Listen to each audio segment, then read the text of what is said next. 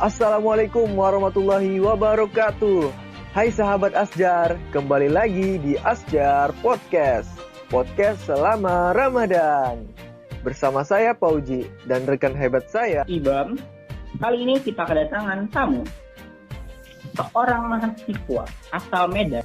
Jadi dia tuh dari Institut Agama Islam Tazkiyah. Dia juga Dirjen Literasi BEM Tazkiyah di Cilember dan pernah menjadi Ketua Fornusa Sekota Medan. Beliau hari ini akan menyampaikan tema yaitu meraih untung di bulan Ramadan. Menarik ya? Mungkin teman-teman udah penasaran, langsung saja kita panggil nih Bang Muhammad Rafif Diva. Terima kasih. Assalamualaikum warahmatullahi wabarakatuh. Waalaikumsalam warahmatullahi wabarakatuh. Alhamdulillah alafa baina qulubina wa ja'alana ikhwanan mutahabbin al-'amilin ad-da'in al-mujahidin fi sabilillah. Asyhadu an la ilaha illallah wahdahu la syarika lah, syahadatu sidqi wa haqq, wa asyhadu anna Muhammadan 'abduhu wa rasuluhu allazi la nabiyya ba'dah. Allahumma shalli ala sayyidina Muhammad wa ala alihi wa sahbihi wa sallam ajma'in. Amma ba'du. Perkenalkan Fauzi dan Ibam, saya Muhammad Rafif Diva dan teman-teman semua yang mendengarkan dimanapun Anda berada.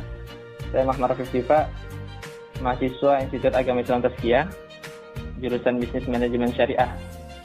Dan ya kita tahu sama-sama gitu ya, banyak yang terdampak karena wabah ini dan mengharuskan orang-orang di luar sana yang harusnya di rumah aja, mereka masih harus memaksakan diri keluar karena salah satunya untuk menghidupi kebutuhan mereka gitu.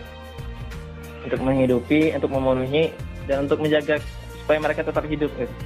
Contohnya supir angkot, Gojek, penjual makanan keliling, dan lain sebagainya gitu ya. Jadi teman-teman, kami berinisiatif mencoba untuk ngumpulin uang nih, minimal 10.000 gitu. Karena 10.000 ini sebenarnya bisa diambil dari ini ya, dari uang jajan kita sebulan 10.000 udah aman aja gitu kan. 10.000. Nah, mungkin sedikit kali 10.000 bang, lebih boleh lebih silahkan gitu. Tapi 10.000 aja, kalau ada 100.000 orang udah 10 juta ya. 10.000 aja udah ada 100 orang, udah banyak gitu.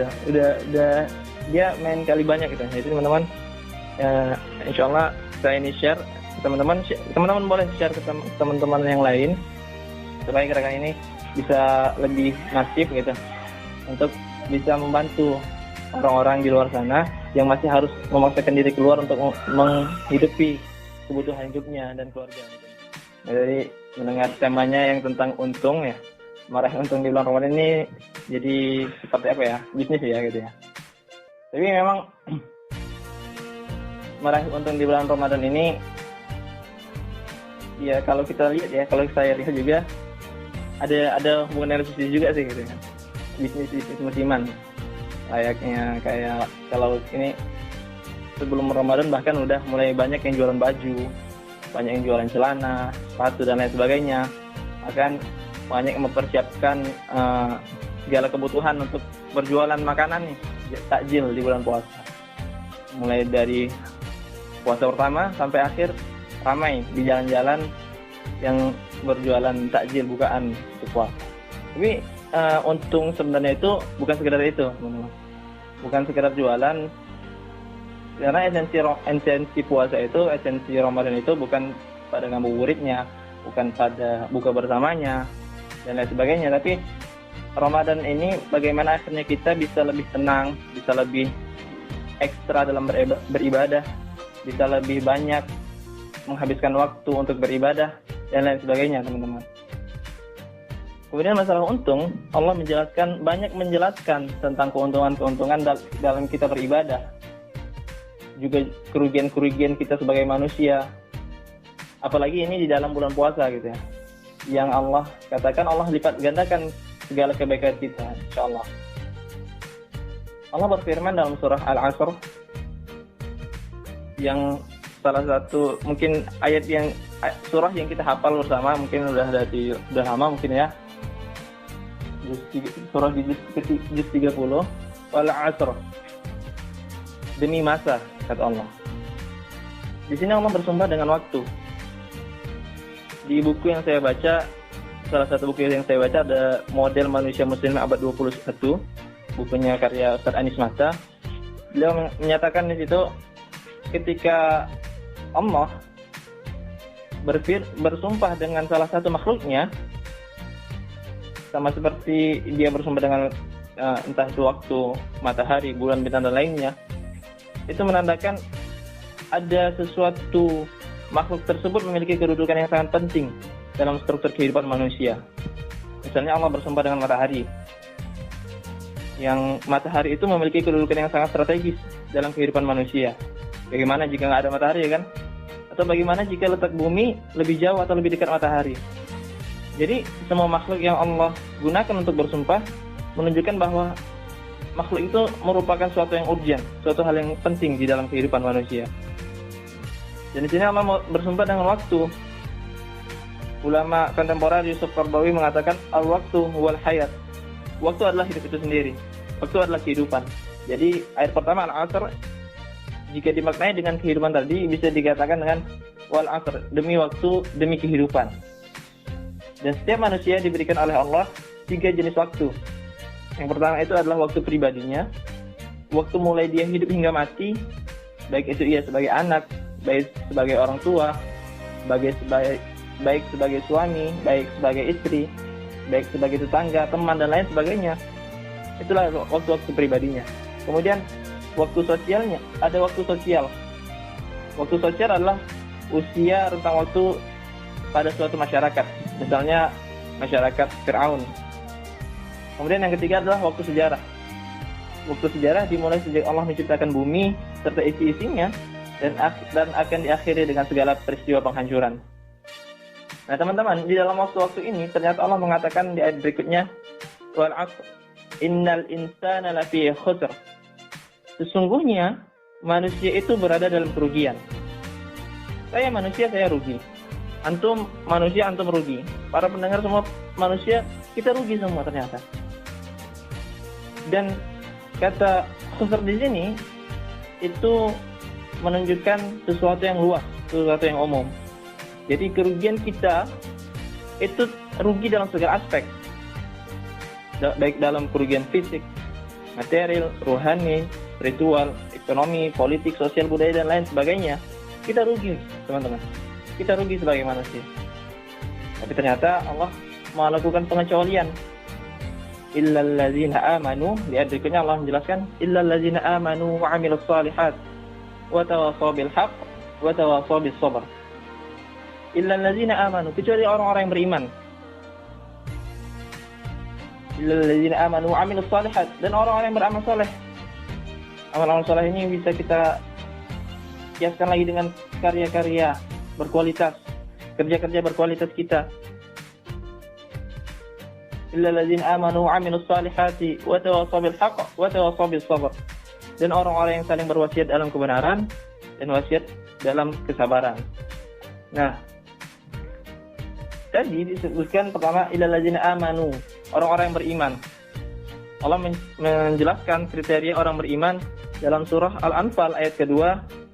Bismillahirrahmanirrahim.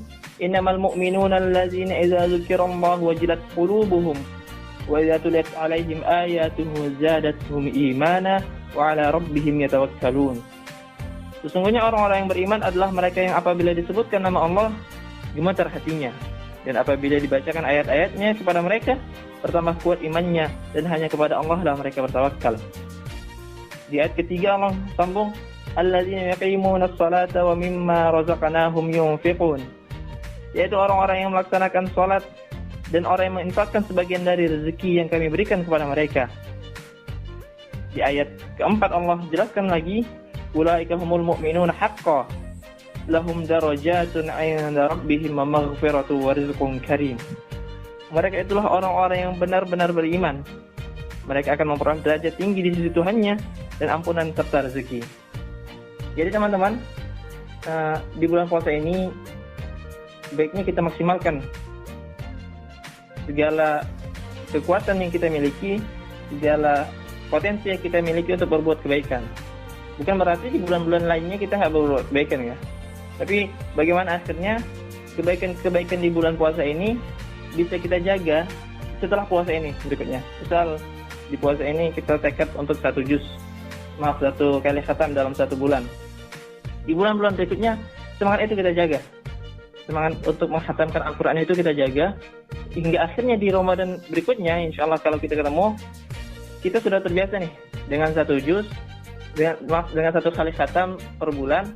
Maka di bulan berikutnya, di Ramadan berikutnya, insya Allah kalau kita ketemu bisa lebih ditingkatkan ya, kemampuan untuk kualitas ibadahnya, entah itu 2 kali khatam dalam 1 bulan dan lain sebagainya, gitu ya. Kemudian masalah untung tadi, teman-teman, memang seperti berbisnis gitu ya.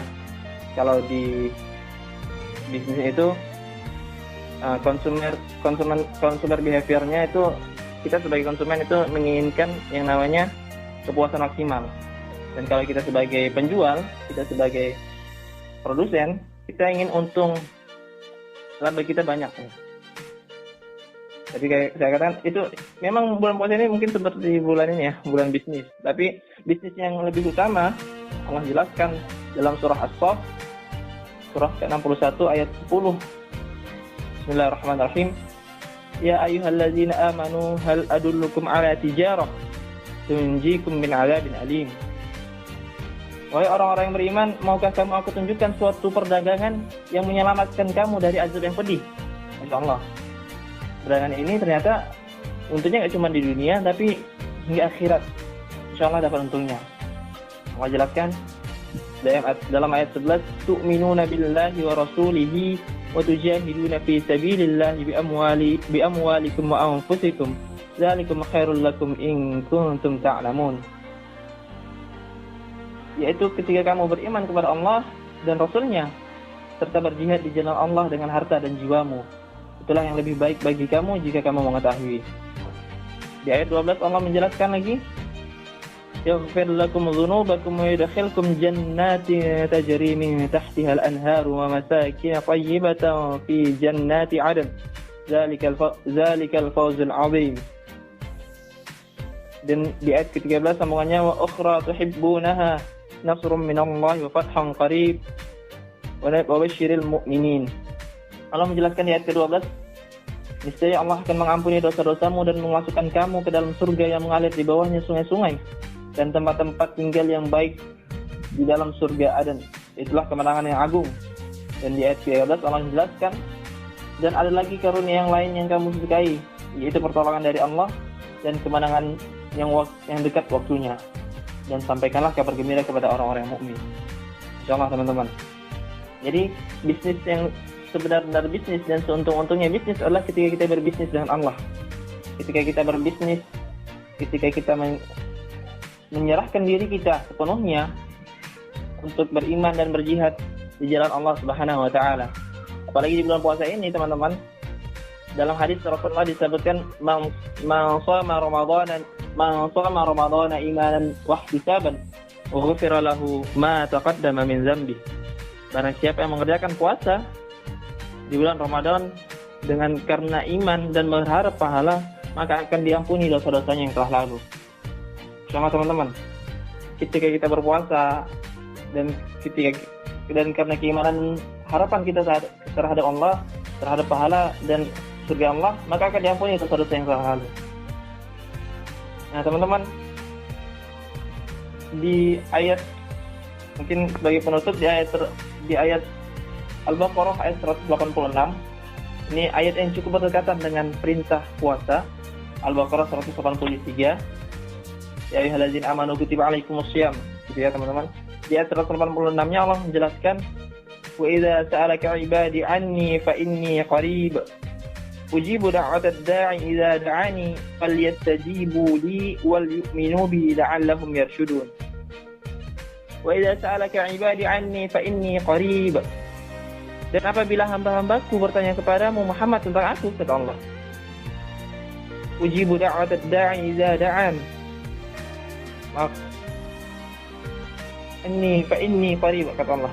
Maka sesungguhnya aku dekat, kata Allah. Ujibu da'watad da'i idza da'an. Akan aku kabulkan permohonan orang yang berdoa apabila dia berdoa kepadaku. Falyastajibu li wal yu'minu bi la'allahum yarshudun. Namun kata Allah, ada syaratnya kata Allah, tidaklah mereka memenuhi perintahku dan beriman kepadaku agar mereka memperoleh kebenaran. Nah, lagi-lagi yang Allah perintahkan adalah agar kita memenuhi panggilannya, agar kita memenuhi perintah-perintahnya, serta beriman kepada Allah, teman-teman. Nah, teman-teman, mungkin di bulan lainnya kita udah maksimal nih ibadahnya.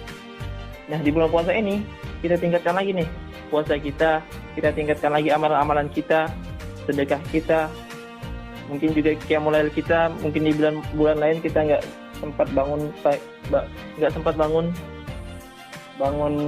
pagi, bangun qiyamul lail. Di bulan puasa ini sebelum sahur sempatkan teman-teman 2 rakaat minimal untuk tahajud. Kemudian jangan lupa juga sedekah. Sementara saya juga ada project untuk bulan puasa ini. Udah dari saya sampaikan juga ya. Mungkin teman-teman bisa bergabung nanti gerakan 10.000 project saya dan teman-teman insyaallah, untuk ya karena di bulan ini masih juga ada wabah. Insyaallah kita akan berbagi kepada saudara-saudara kita yang membutuhkan di bulan puasa ini, gitu, teman-teman. Sedekah kita maksimalin, baca Al-Quran lagi ditingkatkan. Yang sebelumnya sekali khatam dalam 1 bulan, coba ini kita mulai 2 kali khatam. Bisa nggak? Yang udah 2 kali khatam, tingkatkan lagi 3 kali khatam dan terusnya gitu ya, teman-teman. Dan ya dan yang saya lihat gitu ya, kalau ibadah kita dan usaha kita itu kayak apa namanya, di bisnis itu ada namanya hukum, di ekonomi ada hukum demand dan supply. Jadi ibadah kita gitu, harus terus giat, kerja kita juga harus terus giat. Jadi ketika kita minta sesuatu, kita nggak bisa cuman bekerja aja. Kita juga perlu berdoa sama Allah, perlu berserah diri. Dan nggak cuma bisa berserah diri aja, kita juga perlu ikhtiar. Jadi dua-duanya harus balance gitu. Teman-teman, kalau misalnya digambarkan itu ada titik equilibriumnya, dan disitulah titik kita mesti seimbang antara kehidupan dunia dan kehidupan akhirat. Jadi teman-teman, kita dalam mengambil untung di bulan puasa ini harus dimaksimalin. Untuk akhirat kita maksimalin, untuk dunia kita maksimalin. Dan insyaallah, dan maksimal itu pula Allah menjelaskan dalam surah Az-Zumar, "Asiqal ladzina taqaw rabbahum ilal jannati zumara." Asiqal ladzina taqaw rabbahum ilal jannati zumara. Kita masuk ke dalam rombongan yang masuk ke dalam surga. Jadi masuklah kamu ke dalam surga secara berombongan, katanya. Insyaallah rombongan itu lah mungkin kita dengan keluarga kita dengan sahabat kita, dengan teman kita, mungkin dengan pendengar semua, insyaallah. Antum-antum nih yang kece, insyaallah ya. Ya, insyaallah. Jadi dengan kita maksimalkan ibadah kita, maka keuntungan di bulan puasa ini insyaallah juga kita dapatkan. Jangan akhirnya jadi kendor karena wabah dan lain sebagainya. Tapi harusnya kita malah tingkatkan nih. Karena kita di rumah aja, kita bisa lebih banyak waktu untuk beribadah, kita bisa lebih banyak waktu untuk keluarga dan lain sebagainya. Mungkin itu teman-teman dari saya. Assalamualaikum warahmatullahi wabarakatuh.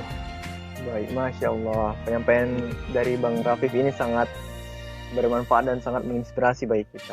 Jadi yang saya sampaikan ini bukan berarti saya lebih baik ya. Tapi insya Allah apa yang saya sampaikan, yang saya ketahui, dan semoga itu menjadi semangat kita. Semangat itu juga penasihat diri untuk saya gitu. Nah jadi Bang, ini kan kita sedang ada wabah dan mengharuskan kita berada di rumah saja. Mungkin Bang Rafif bisa nih berbagi tips agar kita tetap bisa meraih keuntungan meskipun di rumah saja. Mungkin ada tips dari Bang Raffi.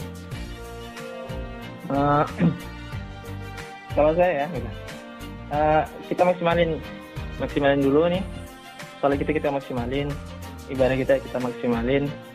Kemudian teman-teman selain itu juga bisa produktif di rumah. Salah satunya dengan baca buku.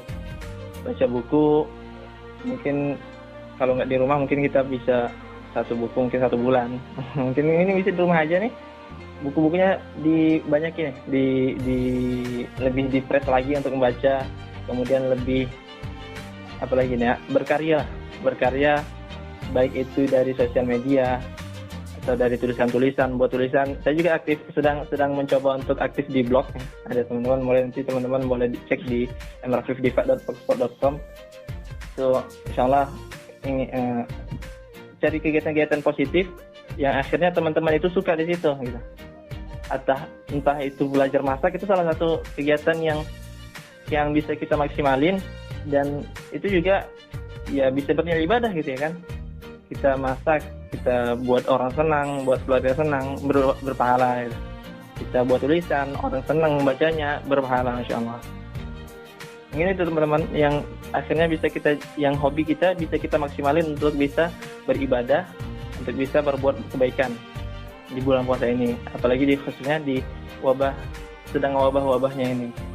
Gitu teman-teman. Baik, terima kasih Bang atas jawabannya. Mungkin ada closing statement dari Bang Rafif kira-kira untuk para sahabat Asjar yang sedang menyaksikan podcast kita kali ini mungkin. Dan untuk closing statement saya himbau ya. Saya ini juga sih. Sebenarnya ini untuk itu motivasi diri saya. Mungkin teman-teman juga bisa diambil kebaikannya. Teman-teman, mari kita banyak bersyukur, jangan kufur. Jika kita dapat sesuatu, jangan memandang langsung ke atas, jangan membandingkan dengan yang di atas, ya. Bandingkan dengan yang di bawah, dan bandingkan dengan yang ada di bawah kita. Seberuntung apa kita hari ini? Jangan dibandingkan serugi apa kita hari ini gitu. Tapi seuntung apa kita hari ini dengan orang-orang yang ada di bawah kita. Maka dari itu teman-teman, ada quote yang saya baca itu, jadi orang penting itu baik, tapi lebih penting jadi orang baik. Mungkin itu teman-teman. Oke, terima kasih kepada Bang Rafif yang telah menyampaikan materinya. Semoga bisa bermanfaat bagi kita semua nih, ya kan, teman-teman rebahan yang ada di rumah. Semoga bisa mencari untung di bulan Ramadan ini. Jangan tidur terus yang katanya ibadah, tapi nggak ngapa-ngapain lagi. Oke, mungkin sampai sini dulu hari ini. Jangan lupa tetap pantengin YouTube kita teman-teman, karena setiap hari di bulan Ramadan ini jam 5 sore bakal ada yang baru. Oke, mungkin sekian dulu dari kami, Ibam dan Koji. Bila ada salah-salah kata, kami mohon maaf. Dan kepada Allah kami mohon ampun. Wabillahi taufiq wal hidayah. Wassalamualaikum warahmatullahi wabarakatuh.